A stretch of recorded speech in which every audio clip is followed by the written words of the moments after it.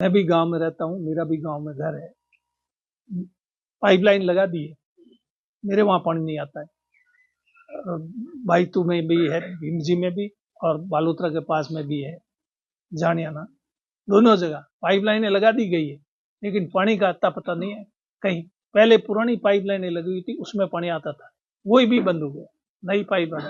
तो इसलिए जो जल जीवन मिशन में सरकार ने बजट दिया है, वो उसकी बंदर बांट हो रही है। उसके अलावा जनता को उससे कोई फायदा नहीं। सरकार का पैसा खर्च होने से जनता को क्या मिला? जनता को तो पानी मिले तो सरकार के पैसे का उपयोग है, नहीं तो दुरुपयोग है। सरकारी धन का, जनता के पैसे का ये सरकार पूरी तरह से दुरुपयोग कर रही है। आज बिजली के डिमांड के पैसे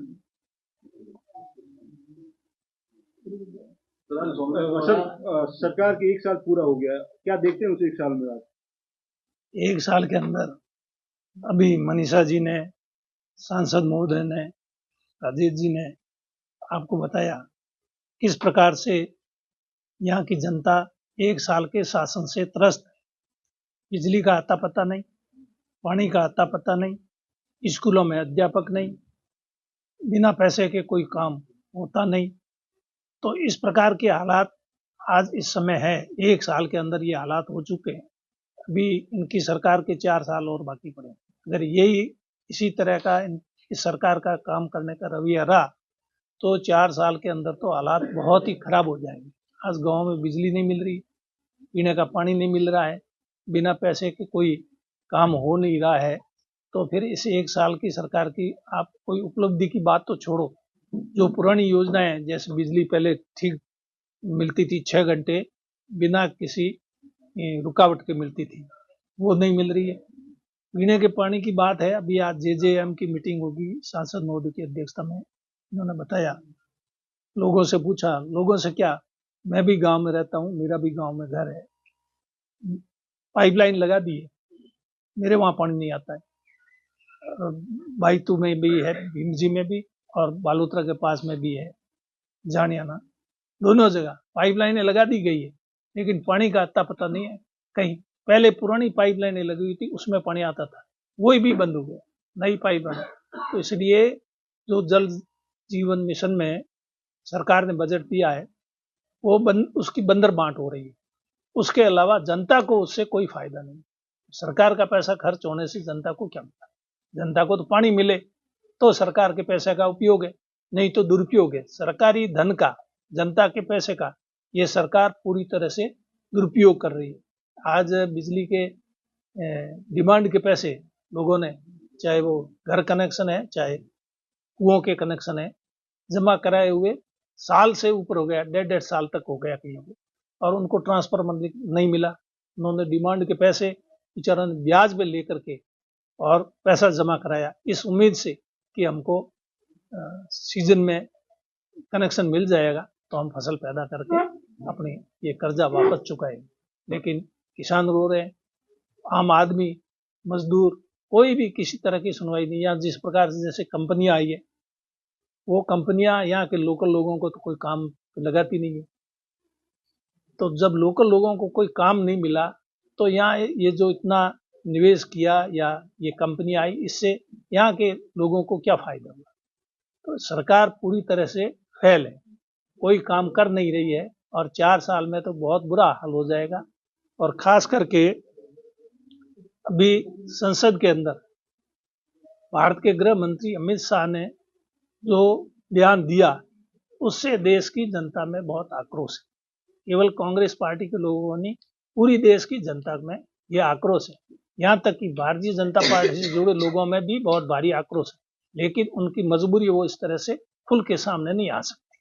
अंदर ही अंदर वो भी दुखी है इस तरह के बयान से, क्योंकि उन्होंने इस प्रकार का बयान दिया कि क्या अम्बेडकर अम्बेडकर कर रखा है? क्या अम्बेडकर जी का नाम लेना कोई गुनाह है क्या? जिस व्यक्ति ने इस देश को संविधान दिया, आज उस संविधान की वजह से ये देश चल रहा है। आज मोदी जी और अमित शाह जिन पदों पर बैठे हैं, क्या ये इस संविधान नहीं होता तो ये इन पदों पे बैठ जाते क्या?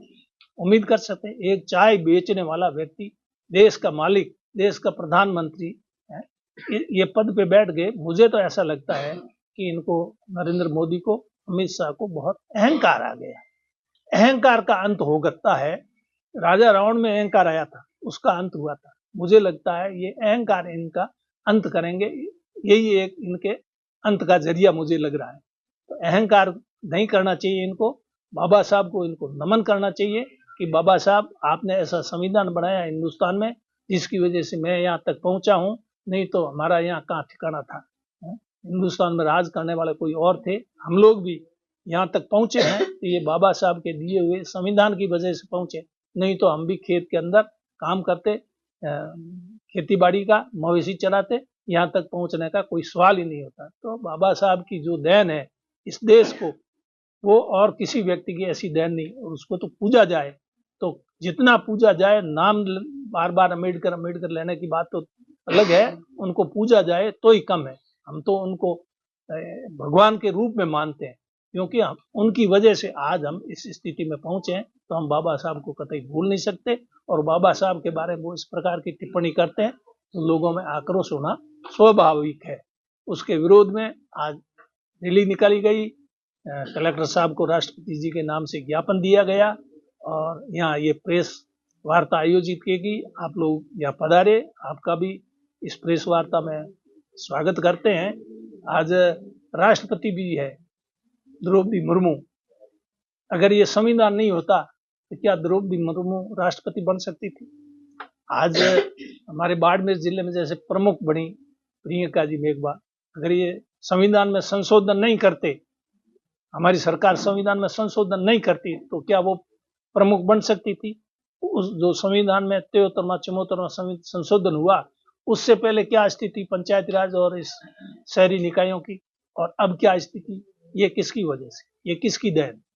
तो इसलिए इन लोगों को, लेकिन इनको अब एक ही इनका मकसद है कि विपक्ष को खत्म कर दो, हमारे खिलाफ कोई भी आवाज उठाए, हमारी कमजोरी को कोई भी उजागर करे, उसको तहस नहस कर दो। इन्होंने राहुल गांधी जी की सदस्यता समाप्त कर दी थी, तो कोर्ट ने सुनवाई कर ली। अगर कोर्ट फैसला नहीं करती तो राहुल जी की वो लोकसभा की सदस्यता तो चली ही गई थी, उनको मकान तक खाली करा दिया गया था, उनको अपने मकान में जाना पड़ा। ऐसा तानाशाही रवैया हिंदुस्तान के अंदर पहले कभी नहीं रहा जो इस समय इस तानाशाही रवैया है। तानाशाही के खिलाफ जनता सड़कों पर उतरेगी और इनकी तानाशाही खत्म होगी, ऐसा मैं मानता हूं।